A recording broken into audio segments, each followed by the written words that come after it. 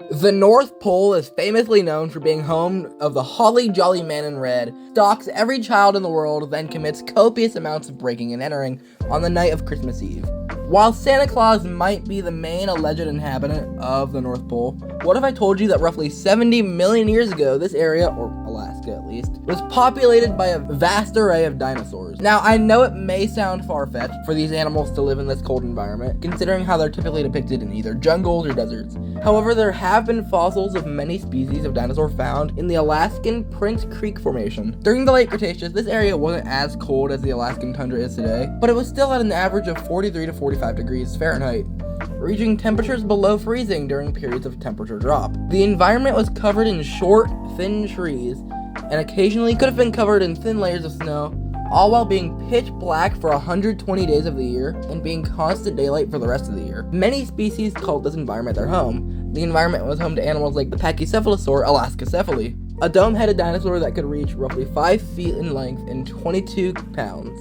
Many juvenile Edmontosaurus have also been found in this formation. Perhaps the most notorious herbivore from this formation was the Pachyrhinosaurus paratorum, one of 3 species in the genus Pachyrhinosaurus, famous for the large bony bosses over their noses. Not to mention that the area had many carnivorous theropods, such as the Dromaeosaurus. This small to medium-sized raptor is known from the area by teeth which were attributed to it. Another genus that called this northern region their home was the Troodon, which were oddly larger than the Troodon from other places like Alberta and Montana, roughly 50% larger actually.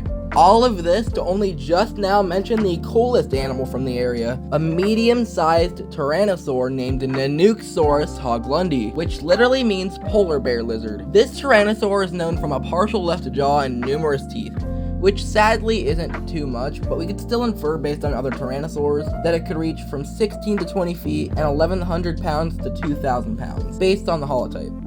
But there is some potential undescribed material of the animal, which would suggest an animal 23 feet long. The Nanuqsaurus potentially also had feathers, which it's not really confirmed because there's no fossil evidence, but it is plausible thanks to feathered ancestral relatives like the Eutyrannus. This formation is also known to have had a plethora of mammals, birds, and fish. While the Arctic Circle may seem like an extremely desolate environment today, it's incredible to think that millions of years ago, if he existed, Kris Kringle would be flying overhead literal dinosaurs. It's also a slight reminder that life still to this day is able to call this harsh environment its home. If you like paleontology and dinosaurs, feel free to like and follow for more.